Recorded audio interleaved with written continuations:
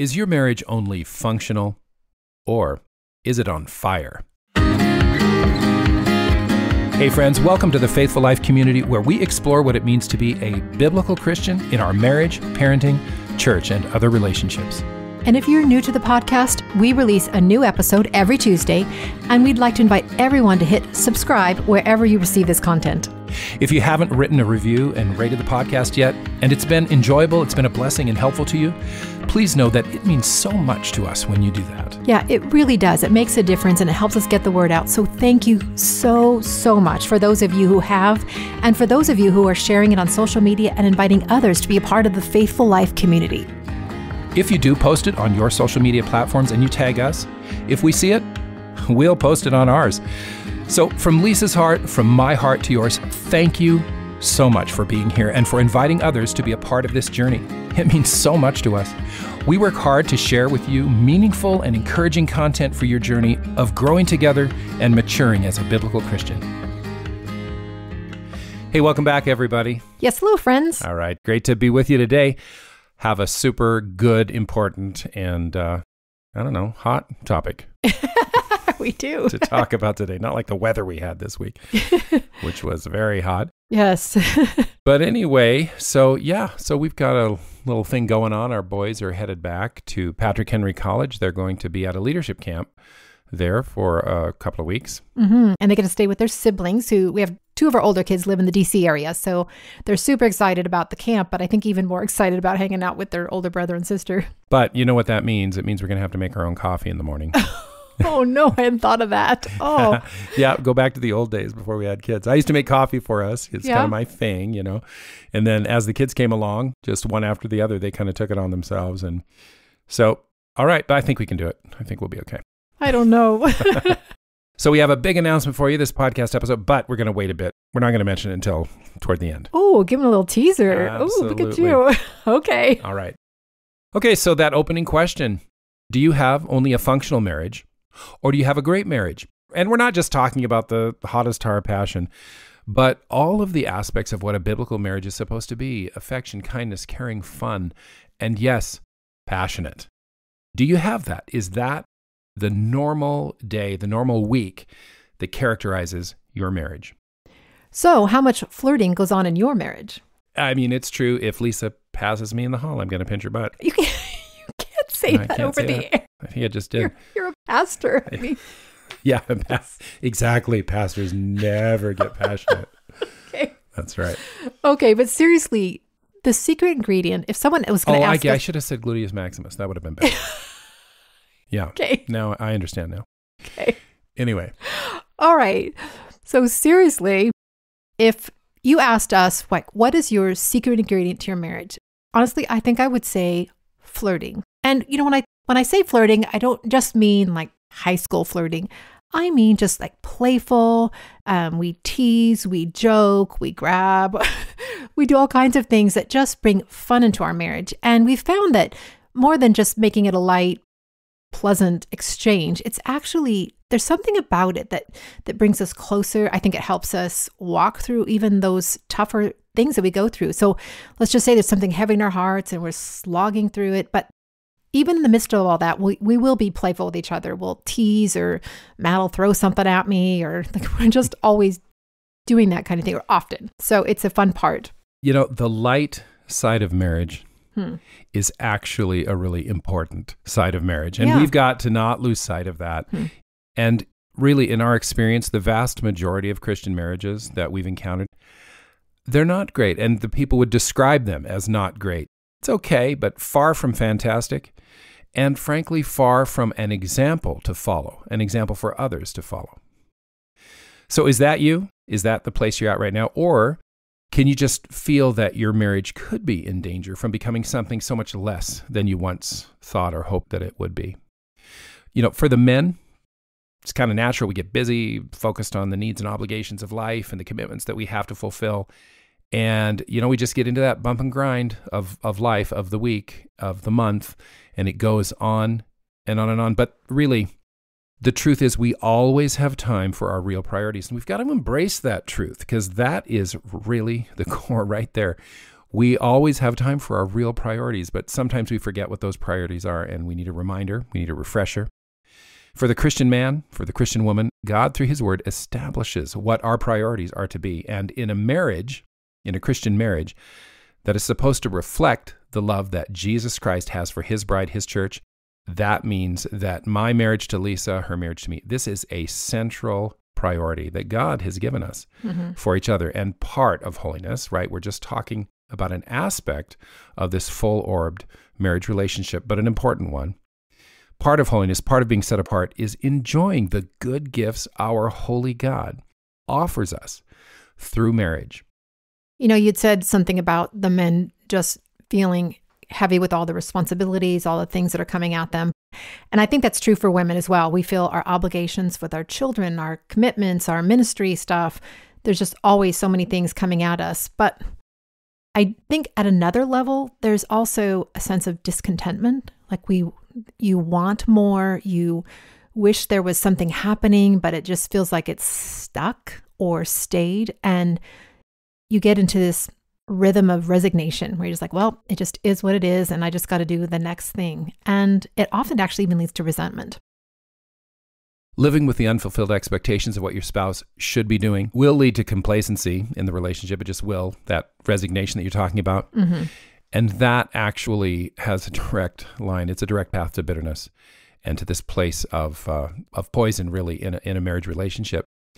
And it's right here where so many marriages break down. The expectations that they had are not met. They get into that sort of dry season of life, and it can go on for weeks. It can go on for years. And this is where so many marriages break down.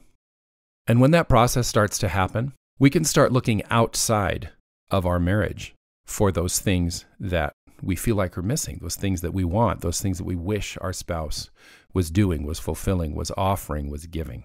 Yeah, I think for a lot of women, even Christian women, it comes out through binge watching romance movies or just reading one romance novel after another. And not that there's anything wrong with those things. I mean, we both read and watch those things, but it's not. I don't read romance. Okay. But we'll watch a movie together. Okay. Okay. All right. We'll keep it there. I got to get that on the record. So the guys are listening going, what?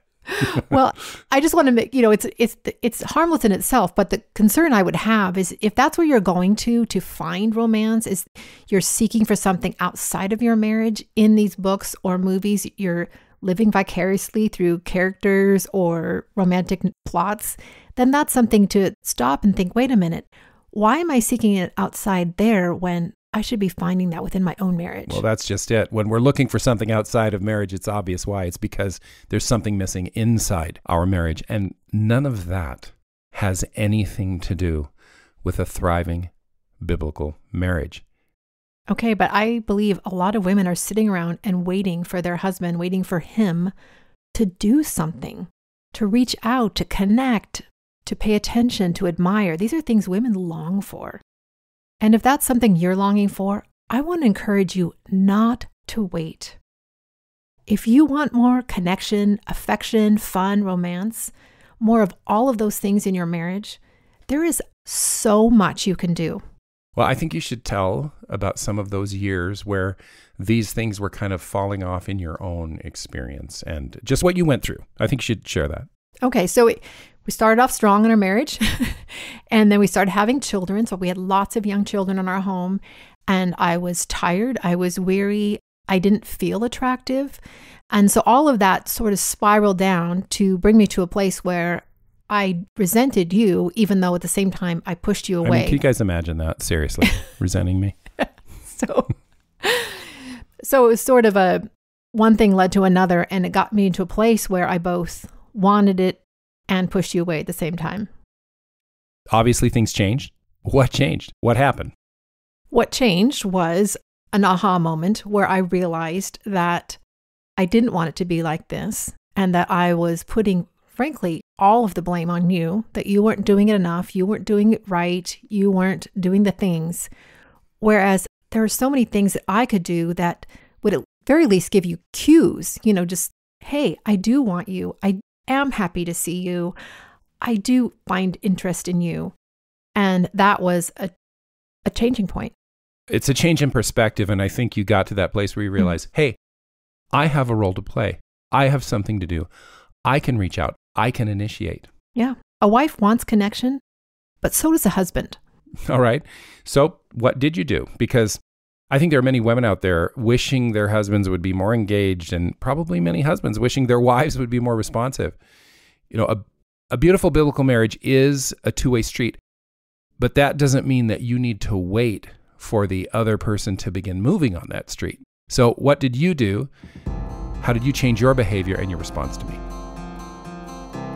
So many men come to me and they say, you know, I just can't get past this temptation, this struggle I'm having with pornography, this struggle I'm having with sexual sin. Listen, if that's you, if you're married to somebody who is struggling in that way, or if you know someone, there is some very good news I want to share with you. You see, I've just produced the Freedom Course, and this course is specifically designed to teach exactly what God says about getting free, enjoying total victory, and saying no to temptation from here until the Lord comes back. Countless men have taken this course and have found freedom. So this isn't just some pipe dream. This isn't just some, hey, I hope it works. This is something that brings real results and real victory in the life of a Christian man. So I'm going to encourage every one of you who knows somebody or who themselves is struggling with this. I want you to go to freedom-course.com. That's freedom-course.com. Sign up for Freedom Course. Learn what God says and learn that you are not weak. You are strong, and God has a path forward for your victory in this particular matter. So don't hesitate. Go to freedom-course.com right now and get on the path to victory in this matter of walking in purity and integrity.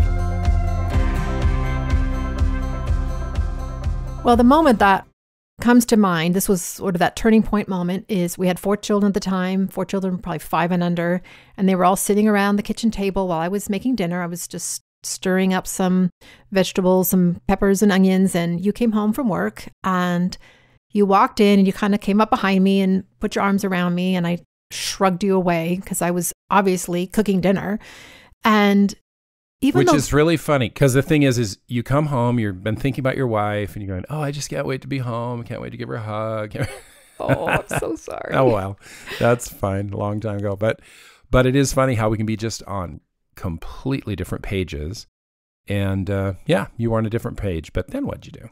So even though this was just a split second, so many things went through my mind in this moment, because I saw Matt step away. I saw his shoulders just sort of droop, just that, okay, I'll go see what I can do for the kids. And I thought, what have I done here today? I've been thinking a lot about how I wish things were brighter and more romantic, more fun. And I've had this strong, handsome man come up behind me, put his arms around me. And what do? I basically push him away. And I repented in that instant. And I whipped around and surprised probably both of us. I don't know who was more surprised. And I wrapped my arms around his neck and I just leaned into him with all my body. Yeah, remember that hot as tar comment earlier? Yeah. And I meant to just make it a quick, response, but we actually stayed there for maybe a minute or more. And, our kids have got big wide eyes like, oh, mom and dad are having a moment. And they're just right in that second, there was just sparks flying in the kitchen. So what you're saying is that you chose to pursue, you made a decision to pursue. You made a decision to initiate, even though I, in that case, was initially initiated, but that moment was over. And then you turned around, you decided to initiate, you decided to be proactive. Yeah. And what was interesting about that? I mean, there was many things that were fun and interesting about that moment, but I don't think we should describe all of them right now. But it wasn't just that it changed you. It wasn't just that you became more responsive and interested in me. It was that it actually changed me. And that's the part I just hadn't anticipated, that I went from feeling drab and feeling tired to I actually felt more desirous. I felt closer to you. And that was very unexpected. And this is one of the things that we just really want to emphasize. There is this sense that, oh, hey, the man's the pursuer and the woman is the responder. And there's some truth in certain levels of that. But pursuing is not just for the man. Yeah, I think in just basic Christian culture, there has been this message that the man leads, which he does, the man pursues, which you want him to. But that doesn't mean that the woman couldn't or shouldn't pursue. In fact, even in the Bible, you'll see quite a few examples of this. Take the book of Ruth. We often focus on kind of the end of this wonderful romantic story, whereas Boaz becomes the redeemer and claims Ruth, and they lived happily ever after. I love this story. But if you back up just a little bit in the story, you realize that it was actually Ruth that put together a plan with a little bit of help from her mother-in-law.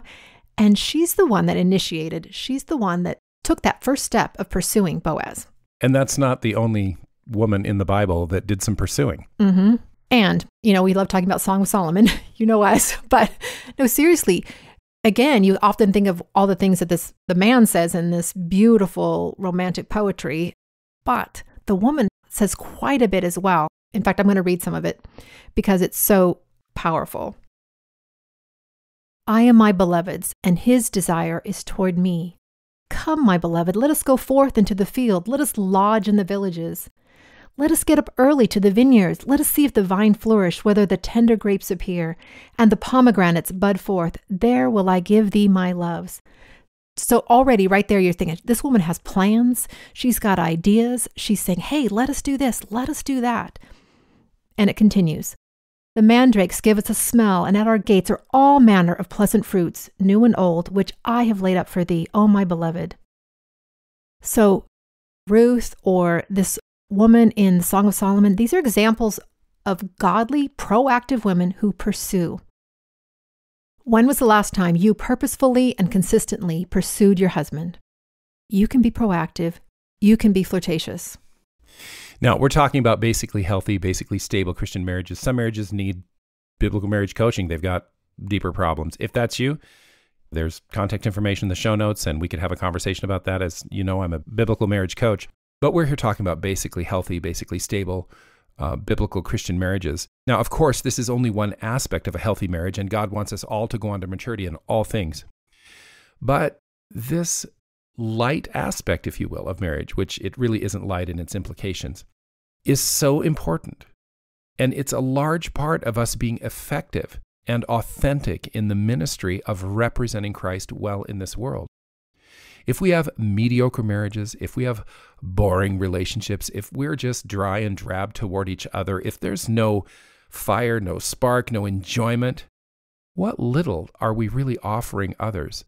And what example are we encouraging them to follow? Not something that's interesting, not something that's enticing, not something that's inviting. Where is the witness and where's the testimony of how Christ loves his church in all of that? It's not there. And so that's why this is important, not just for us in terms of an important aspect of developing a close, loving, enjoyable marriage, but also as an example that people are singing. We're to represent Christ well, and this quote-unquote light aspect of marriage, where we're enjoying pursuing each other, we're enjoying the romantic side, the flirtatious side of marriage, it's critically important for representing the Lord well and offering that testimony to others. Now, this is probably time to make the big announcement. Okay, well, you're probably right, but I actually want to start with the story of how it all came about. Okay, all right. And then we'll have a grand finale of where this is going. So about a year ago, maybe a little bit more than that, Felicia Masonheimer, I don't know if you know who she is, but she's one of my contributors at Club 31 Women. She reached out to me, she called me and she said, Lisa, I've been doing this little secret experiment and I want to share it with you. She goes, I call it the flirtation experiment. And each day I've been doing something specific that's in the flirtatious category with my husband, Josh. And I cannot believe how it's been going and the difference it's made and the impact it's had on both him, me, and our marriage. So what do you think of that? And I just started laughing because I said, are you kidding me? I'm a professional flirt. So I've been flirting for 30 years. And it's true. It is a very powerful way of pursuing each other, not just waiting for him, but pursuing each other. And so she said, well, I would like to do it. And maybe it's a series on Club 31 Women. What do you think of it? And I was just getting ready to say yes, but Matt, who was sitting in the car next to me when I got the call, leaned over and he said, no, You're not going to do this. This is not a series for Club 31 women. And I was thinking, okay, I was kind of surprised. I thought, well, you seem to enjoy my flirting. Why would you have a problem with this?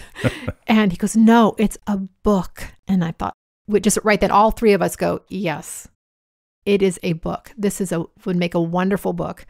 And so since then, Felicia and I have been working on our flirtation experiment, and we have written it up. We've shared what we did, how it went, what we learned, how we grew through these small flirtatious experiments.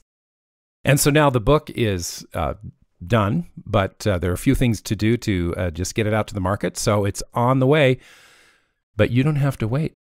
Actually, if you're interested and you want to read a couple of chapters, you can go to flirtationexperiment.com. Actually, it's theflirtationexperiment.com. So get that, theflirtationexperiment.com.